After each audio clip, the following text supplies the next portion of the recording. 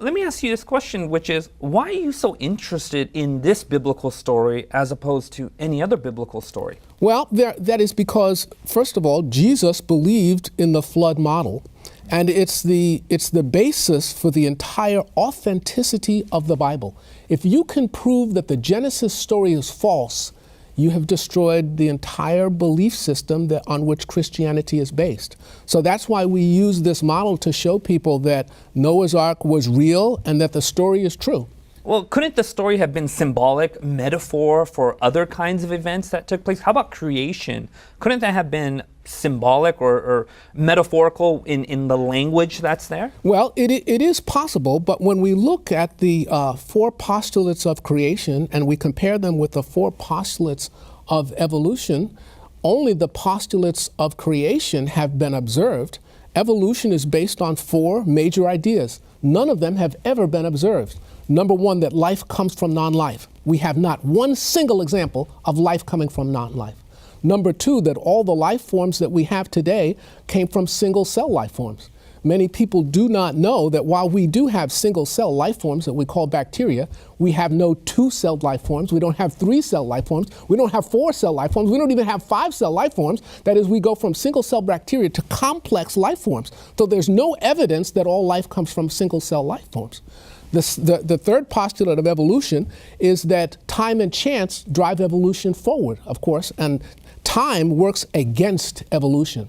The chance of one simple 100-unit protein coming together by accident this is a very big number. Time and chance make evolution absolutely impossible. The fourth postulate that evolution is based on is that what we see today, minor genetic variation in species, is evidence of macroevolution. So because cats are different colors, dogs are different sizes, that means that fish turned into cows. And of course, we know that that's not true because Mendel proved that all the genes that exist today, you can shuffle them around, but there are no new genes that were created.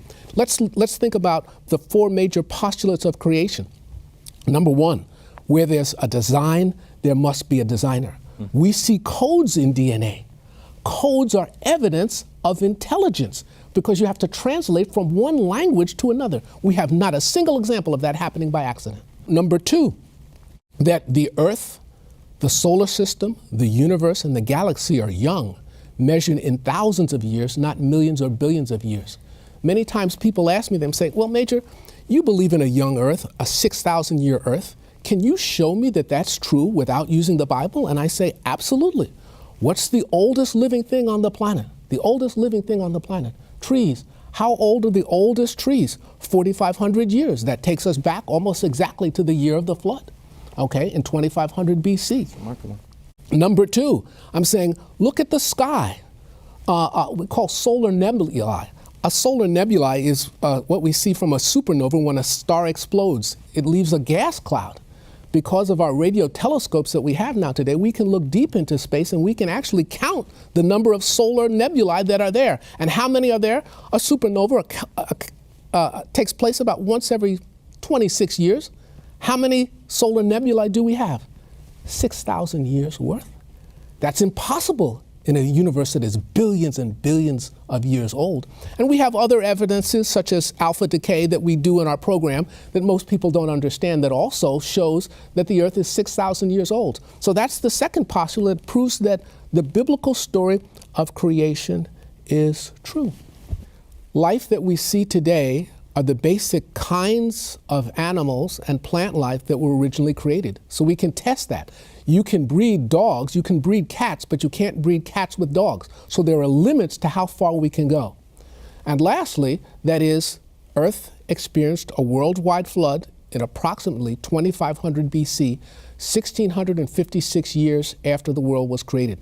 The world is filled with limestone. Limestone is sedimentary rock. It precipitates out of water. The entire Earth was filled with water. Every mountain chain in the world, including Everest, has sea life on top of that mountain.